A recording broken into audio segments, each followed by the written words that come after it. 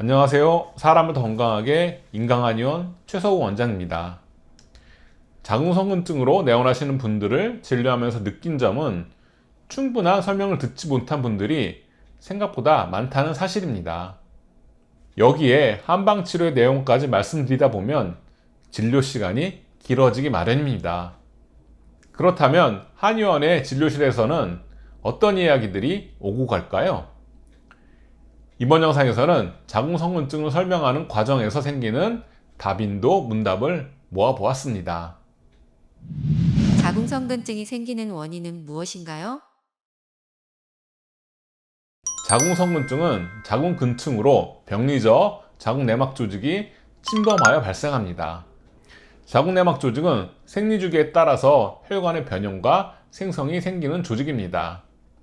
자궁근육층 안에서 호르몬 자극으로 인해 조직의 성장이 일어나지만 바깥으로 배출되지 않으면서 시간이 지날수록 병변 부위가 커집니다. 따라서 자궁의 용적이 점점 늘어나면서 자궁이 비대해지고 무거워집니다. 이로 인해 방광이 압박을 받아서 나타나는 소변 문제, 요통과 골반통, 신경 압박으로 인한 다리 저림 등의 증상이 나타납니다. 자궁성근증에서 출혈이 심해지는 이유가 무엇인가요? 자궁근육층 내부에서 병리적인 내막 조직이 생기는 과정에서 무수한 신생혈관이 생깁니다. 혈관이 생성되면서 혈류는 늘어나는데 정상적으로 배출되지 못하므로 혈관 내에 혈액이 정체됩니다.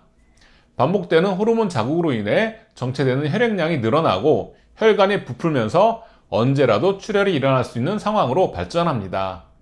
결정적으로 생리 때 정상적인 내막 조직의 탈락과 함께 우려되어 있던 혈액들이 한꺼번에 쏟아져 나오면서 대량 출혈이 발생하고 혈관이 손상된 상태이므로 소량 출혈이 계속됩니다. 왜 자궁성근증 때문에 생리통이 더 심해지나요? 자궁성근증의 병리적 조직이 자궁 근육을 변형시키면서 두 가지 문제가 발생합니다. 첫 번째 문제는 정상적인 평활근 조직이 성근증 조직에 침범당해서 탄력이 떨어져서 경직된 상태가 되는 것입니다. 두 번째 문제는 병리 조직이 팽창하면서 정상적인 근육 조직을 압박하면 근육 내의 혈액이 나빠지면서 경직되는 것입니다. 이러한 상황에서 생리 시에 프로스타글란딘의 강력한 자궁 수축 작용이 나타나면서 극심한 생리통이 발생합니다. 자궁성근증이 있으면 아랫배의 덩어리가 만져지는 이유는 무엇인가요? 자궁성근증이 있으면 복진을 위해 아랫배를 눌러보았을 때 작게는 배꼽 아래 4-5cm 지점에 해당하는 자궁 부위가 단단하게 만져지고 크게는 배꼽 아래에서부터 시작해서 하복부 전체가 접시를 엎어놓은 것처럼 단단하면서 불룩하게 솟아있습니다.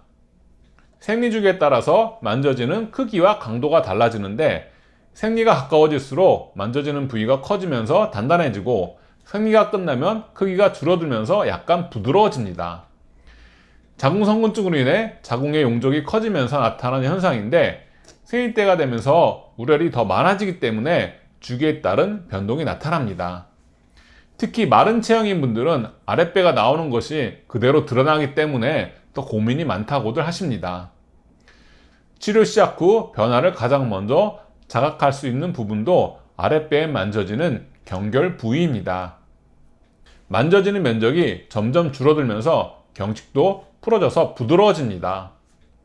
이는 자궁 근육층 내의 우열이 줄어들면서 자궁의 용적이 감소해서 나타나는 변화입니다.